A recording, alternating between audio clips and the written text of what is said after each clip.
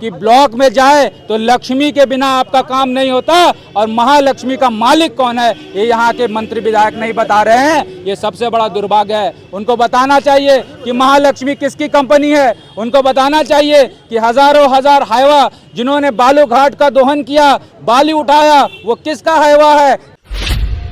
मंत्री जी ने कहा था कि 100 मेगावाट बिजली गोड्डा को मिलेगा। आज आप बताइए कि 100 मेगावाट नहीं 20 मेगावाट बिजली गोड्डा को नहीं मिल रहा है।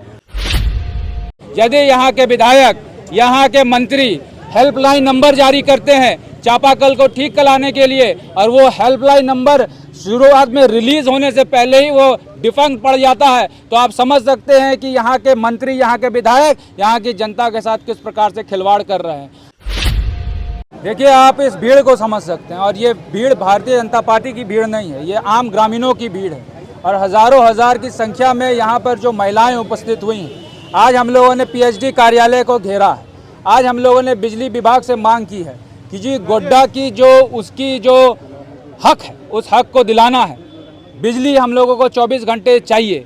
अभी लोग कहते हैं कि ये सरकार इतनी निकम्मी है कि बिजली तक क्रय नहीं कर पाती है। आपको याद होगा कि भारतीय जनता पार्टी के शासनकाल में हम लोगों ने यहाँ ग्रिड बनाया, सुपर ग्रिड बना, यहाँ पर सब स्टेशन बना, डबल सर्किट का निर्माण हुआ। और यदि ये सरकार जो 2019 के बाद आई है बिजली नहीं खरीद पाती है तो इस सरकार को बैठने का कोई भी हक नहीं है सत्ता में। यदि यहाँ के विधायक, यहाँ के मंत्री हेल्पलाइन नंबर जारी करते हैं चापाकल को ठीक कराने के लिए और वो हेल्पलाइन नंबर शुरुआत में रिलीज होने से पहले ही वो डिफंक्ट पड़ जाता है, तो आप समझ सकते हैं कि यहाँ के मंत्री, यहाँ के विधायक यहाँ की जनता के साथ किस प्रकार से खिलवाड़ कर रहे हैं। आज गांव में आप जाइए तो चापाकल की स्थिति को देखिए, एक भी चापाकल ठीक नहीं है। आप ही के न्यूज़ चैनल पर कर ये खबर चली कि एक पिंटू यादव नाम का व्यक्ति जो ने चापाकल के लिए प्रोटेस्ट किया मारखंड में कि वो चापाकल फलना अंसारी नाम का व्यक्ति ने घेर लिया। ये दुर्भाग्य की बात है कि इस तरह की स्थिति परिस्थिति गोड्डा में हो रही है।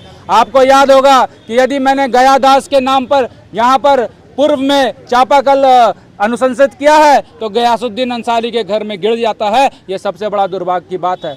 बिजली हो, पानी हो, जाति और मजहब को देखकर यहाँ दिया जा रहा है। हिंदुओं के गांव, टोले, मोहल्ले में कोई काम नहीं हो रहा है। चाहे यादव हो, चाहे वो आपका मंडल हो, चाहे वो भगत हो, चाहे वो मिश्रा हो, अगर उसके आगे हिंदू सरनेम है तो उसका कोई काम गोड्डा विधानसभा में नहीं होगा। ये ऐसा दिख रहा है। आपको याद होगा कि मंत्री जी ने कई वादे किए थे। मंत्री जी ने कहा था कि 100 मेगावाट बिजली गोड्डा को मिलेगा। आज आप बताइए कि 100 मेगावाट नहीं 20 मेगावाट बिजली गोड्डा को नहीं मिल रहा है। आज आप देखिए कि ट्रांसफार्मर जो कि सड़ा हुआ है उसके लिए 20,000 30,000 रुपये देना पड़ रहा है। ये सबसे बड़ा दुर्भाग्य गोड्डा के लिए है। हालिया दिनों में आपने देखा कि मनरेगा कर्मी की मानदेय का मामला हो, 3-3 6-6 महीने से मनरेगा कर्मी को मानदेय नहीं मिला है।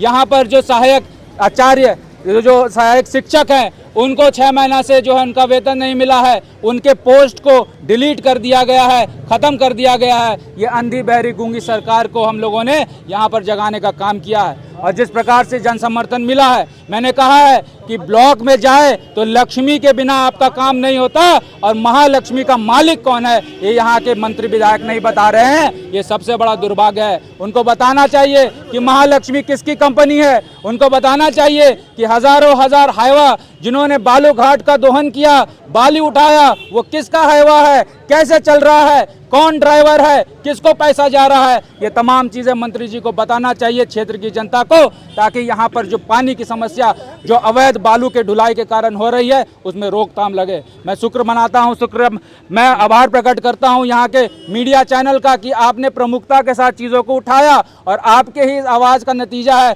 कि आज यहाँ पर बालू पर प्रतिबंध लगा है। लेकिन बिल्ली को खीर की रखवाली के लिए जो यहाँ की जनता ने इलेक्ट किया है वो खीर कब तक सुरक्षित होगा ये कहा नहीं जा सकता। इन तमाम मुद्दों को लेकर हम लोगों ने यहाँ पर आक्रोश प्रदर्शन किया है। आप देख सकते हैं कि हजारों हजार की संख्या में लोग यहाँ उपस्थित हुए। मीडिया चैनल को मैं धन्यवाद आभार प्रकट करता हूँ कि आपने प्रमुखता से इस चीज़ को कवर किया और आने वाले समय में आप मजबूती के साथ हमारी आवाज़ को उठाएंगे, ऐसी कामना करते हुए सभी को नमस्कार, जोहार।